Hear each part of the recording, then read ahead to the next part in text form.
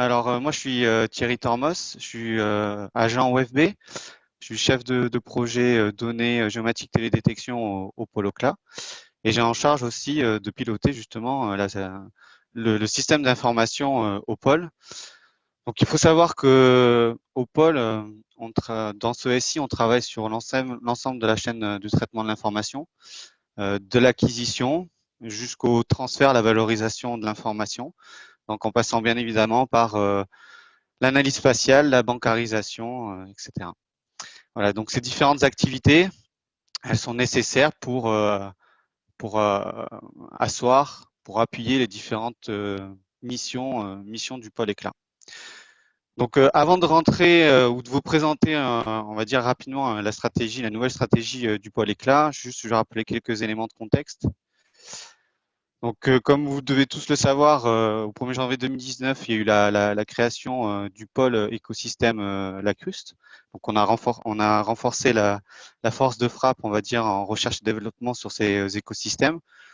On a pas mal de personnes de l'INRAE, donc on a le centre de Bordeaux, le centre d'Aix, et puis on a les personnes de Thonon. Et donc à Thonon aussi, en fait, on a l'UMR Cartel, donc c'est pour ça qu'on a l'université Savoie-Mont-Blanc dans le pôle. Et puis aussi, on a des agents OFB, ex-ONCFS et ex-AFB.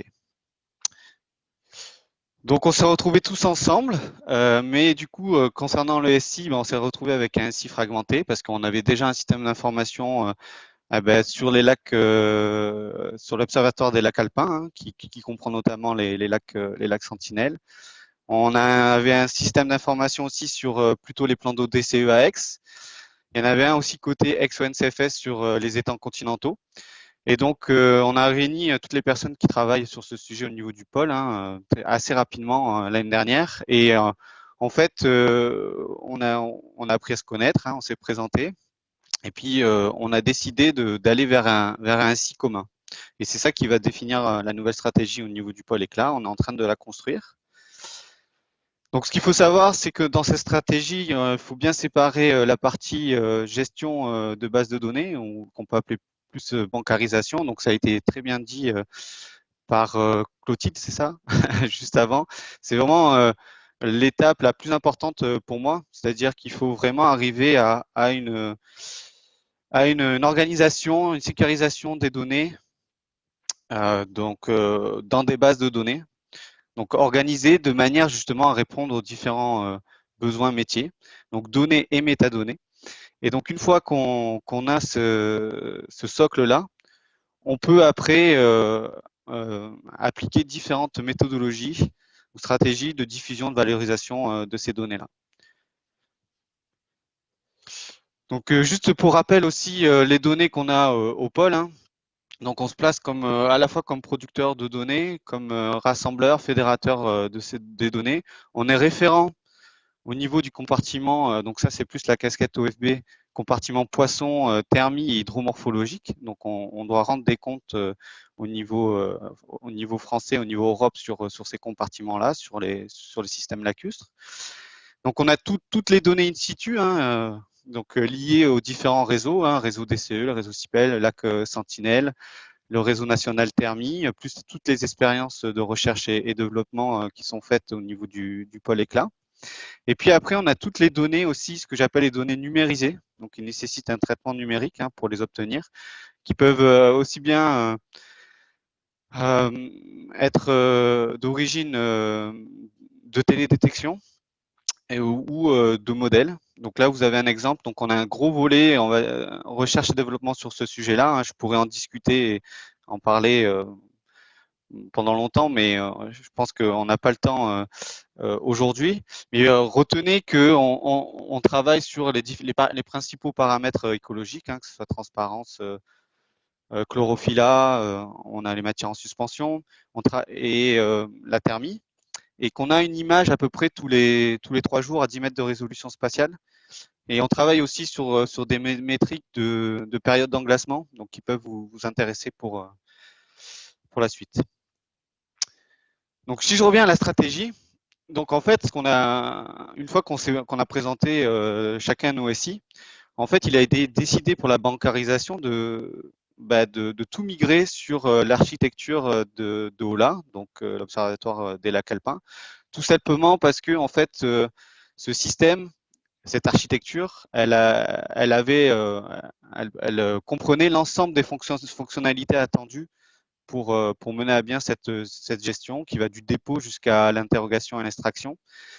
Et ce qui était vraiment intéressant aussi dans cette architecture-là, c'est qu'elle est modulable, c'est-à-dire qu'on a un noyau commun pour l'ensemble des modèles de base de données, mais qu'on peut modifier en rajoutant assez facilement des modules.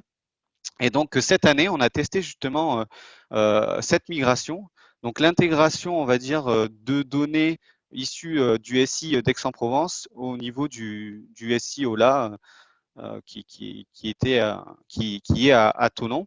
Et on a travaillé spécifiquement sur les données à haute fréquence issues du réseau national Thermi, mais pas que. En fait, on a un modèle de données qui est capable de prendre aujourd'hui n'importe quelle donnée haute fréquence, que ce soit sur la thermie, l'oxygène, etc., de sonde en fait. Donc j'ai mis un point d'exclamation en fait sur ce test en 2020 parce que la personne qu'on avait pris en CDD qui a bien bossé, hein, en fait elle a eu heureusement, c'est une bonne nouvelle, elle a eu un poste fixe et donc du coup elle nous a quittés. Et du coup on est en finalisation là, donc le module a été créé.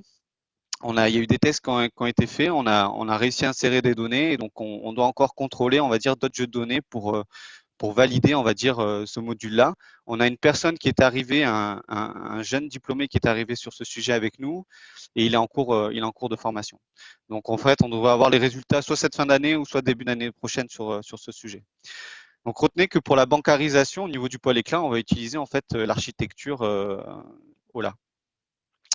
Pour la diffusion valorisation, là en fait on va plus s'appuyer sur ce qui était en développement au niveau d'Aix-en-Provence, sur la plateforme en fait Data Eclat, maintenant qu'on a nommé Data Eclat. Donc là, on a mis en place une plateforme de valorisation de diffusion de données qui est conforme en fait aux standards en vigueur, qui suit les principes FAIR.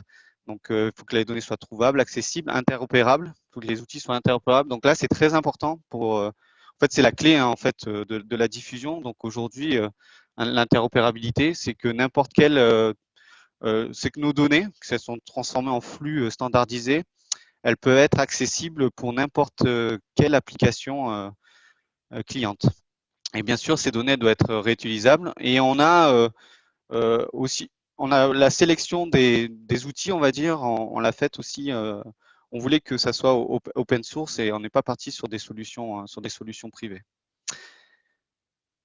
Donc aujourd'hui, donc c'est en construction, vous verrez qu'il y a des choses, il y a des cases qui sont manquantes. Hein, donc on espère que cette fin d'année, tout soit finalisé.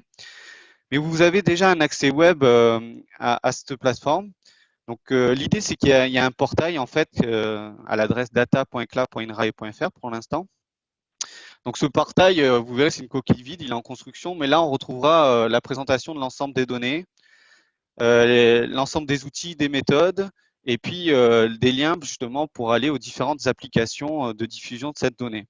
Donc les différentes applications, donc on a bien évidemment un catalogue de métadonnées hein, dont a parlé Clotilde précédemment. Donc nous aussi on se base sur GeoNetwork, vous pouvez déjà aller dessus. Ensuite, on a le visualisateur de données hein, qui est GeoCMS couplé à ManageChart. Donc l'adresse est geo.eclat.inrae.fr. Vous pouvez aller dessus aussi. Donc je vais essayer de faire une démo assez rapide. Hein. Et puis après, pour gagner un petit peu en interactivité avec la donnée, on va dire pour sélectionner des jeux de données un peu plus finement dans le temps et dans l'espace, on a créé des dashboards. Alors on a des modèles de présentation uniques, quelle que soit la donnée. Et puis, bien évidemment, après, les contenus diffèrent en fonction du type de compartiment qu'on présente sur ces dashboards. Donc, si on a le temps, Pierre-Alain pourra présenter aussi ce dashboard sur le volet thermie, sachant que pour les dashboards, on travaille beaucoup avec les experts, hein, bien évidemment, pour pouvoir répondre aux besoins des utilisateurs. Il y a aussi un accès client. Donc, ces flux de données sont directement accessibles via QGIS ou ArcGIS, donc votre logiciel SIG préféré, ou directement via une API, donc pour ceux qui sont un peu plus geeks.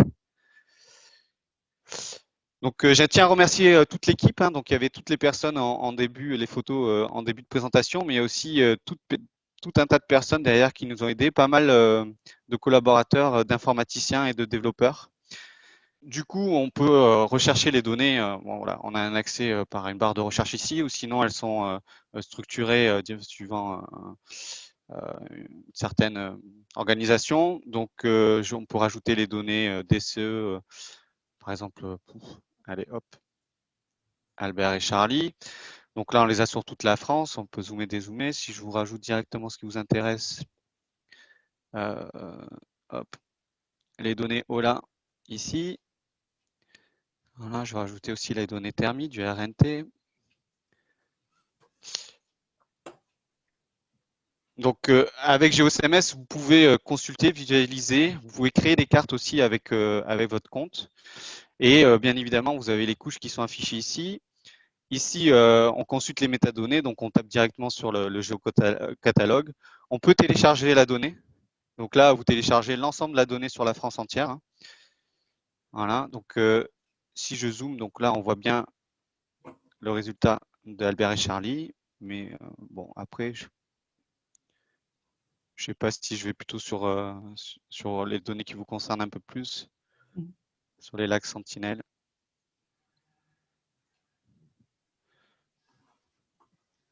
Voilà, donc là, on a fait rapidement, là, juste pour à titre d'exemple, hein, des graphes de profil de chlorophylle A. Et bon, on a la même chose pour tout les jeux de données, hein. Donc, je vous invite à aller sur geo.eclat et à nous faire des retours sur ce sujet. On est preneur. De toute façon, on reviendra vers vous l'année prochaine.